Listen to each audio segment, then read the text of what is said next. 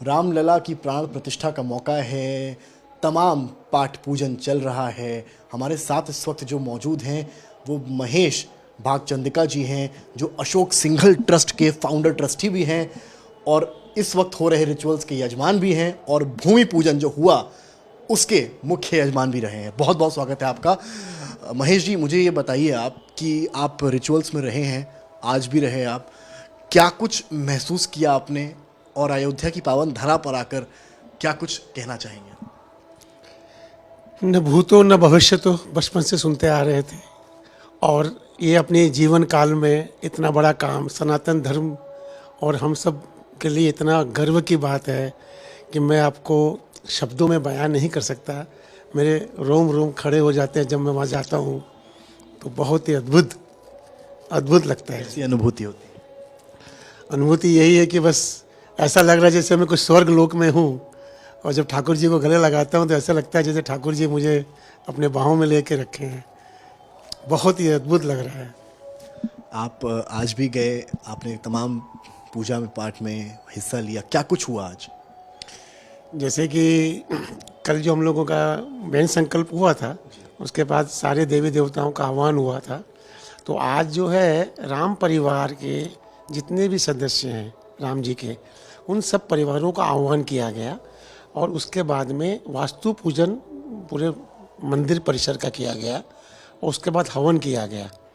फिर जो हमारे वास्तुकार हैं मिस्टर सोमनाथ जी, उनका भी हम लोगों ने सम्मान किया एज ए विश्वकर्मा की जी की तरह।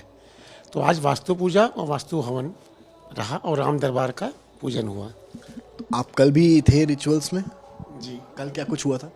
कल तो सारे देवी देवताओं का आह्वान हुआ था और मुख्य संकल्प लिया गया था कि अब प्राण प्रतिष्ठा होने जा रही है, तो सारे देवी देवताओं का आह्वान हुआ था कल।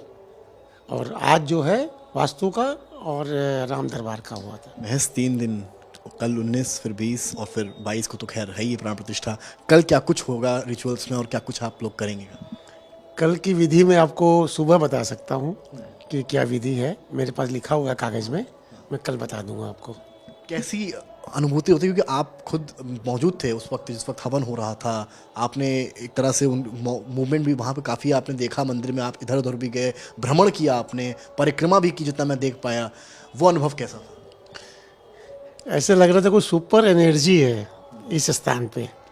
अशोक जी एक बात कहते थे, अशोक सिंघल जी एक बात कहते थे कि एक वक्त आएगा, तुम देखना कि लोग अभी वेटिकन सिटी की बातें सुनते हैं, एक वक्त आएगा जब अयोध्या से उठेगी आवाज़ तो पूरे विश्व को सुनना पड़ेगा।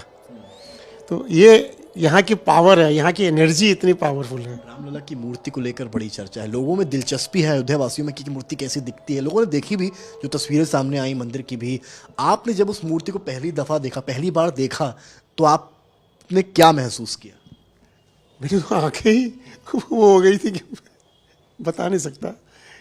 मतलब मैं सोच नहीं सका था कि प्रभु मेरे सामने खड़े हैं और मतलब हम लोग सब ऐसा कर रहे थे कि लिपट जाए उनसे जाके। पर सौभाग्य मिला, हम लोगों ने जब दूध चढ़ाया, उन पे घी चढ़ाया, हमने पूरी उनकी सब लेप किया सब तरह से, तो बहुत ही रोमांचित था। आपकी आंखों में मैं आंसू देख रहा हूँ। बहुत लंबा स्ट्रगल रहा है और संघर्ष में आप सब लोग भी कहीं ना कहीं रहे हैं, चाहे अशोक सिंघल जी रहे हों या और भी लोग रहे हों। तो क्या कुछ कहेंगे? आप बहुत इमोशनल हो रहे हैं। बस यही है कि उन लोग सबका सपना पूरा हुआ है, उन सबका लिया हुआ संकल्प पूरा हुआ है। आज वो मनुष्य रूप में, शरीर रूप में नहीं दिख रहे हैं, पर मैंने एहसास किया आज पूजा के समय कि वो सब यही हैं। वो सब लोग आनंद में हैं कि देख रहे हैं आज मंदिर का निर्माण होते हुए। अरुण योगीराज की बहुत चर्चा है। उन्होंने कहा गया कि उन्होंने 6 महीने का वक्त दिया, परिवार से बातचीत भी नहीं की और पूरा एक श्रद्धा के साथ उस मूर्ति को बनाया गया है। जो उनका कहीं ना कहीं संकल्प था वो उस मूर्ति में प्रदर्शित भी होता है। आपको लगता है कि अरुण योगीराज की मेहनत रंग लाई है? भाई साहब, मैं कभी योगीराज जी से नहीं मिला, पर मैं इतना बता सकता हूँ, उसको देखने के बाद जो एक जो खिंचाव होता है ना, बहुत ज़्यादा है।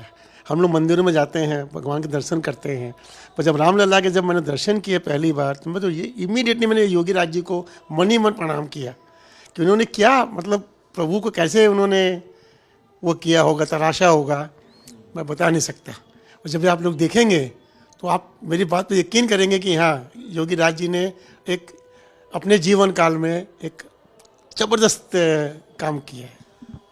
जो कृष्ण शैली का मार्बल वगैरह यूज़ हुआ है, श्याम रंग राम जी का था ये कहा जाता है, तो आपको लगता है कि उसके हिसाब से मूर्ति का जो, क्योंकि 3 मूर्तियां थी, एक बड़ा टफ कंपटीशन था क्योंकि तीनों ने बहुत अच्छी बनाई थी, ट्रस्ट के लिए बड़ा चैलेंज भी था। आपने क्या बाकी मूर्तियां भी देखी और आपकी पर्सनल पसंद क्या थी तीनों में से? आपको सबसे अच्छे बाल रूप में रामलला कौन से लगे?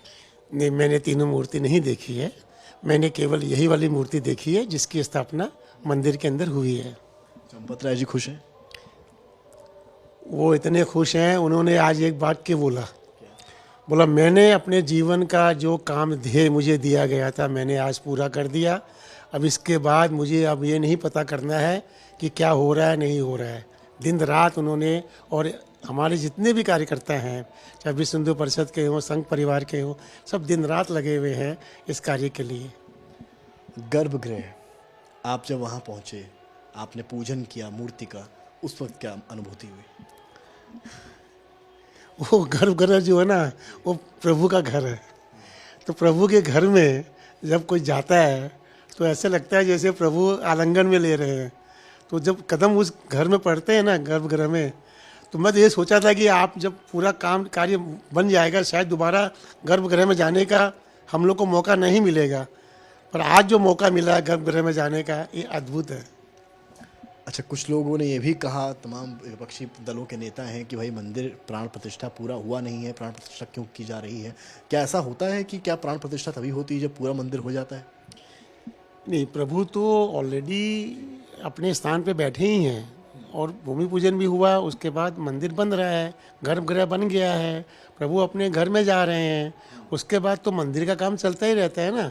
बाहर की भी काम है, पेरीफेरी का काम होना है, वो सब। जाते जाते हमको बता दीजिए, आपने भी काफ़ी दान किया है, काफ़ी पुण्य पूरे स्ट्रगल को लेकर किया है, अपने बारे में भी बता दीजिए, आपने क्या कुछ किया है इस चीज़ को?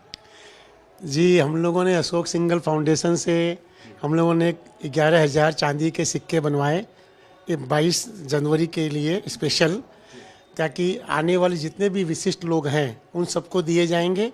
और उसके बाद में दिल्ली जाने के बाद वो सिक्कों को हम लोग सारे जितने भी अपने फॉरेन डेलीगेट्स हैं, जितने भी परिवार हैं, उन सब के घर में भी भेजे जाएंगे। फिर हमने 10,000 घंटी मंगाई है, तो जब आरती होगी 22 तारीख को, तो सारे लोग घंटी बजा के आरती का आनंद लेंगे।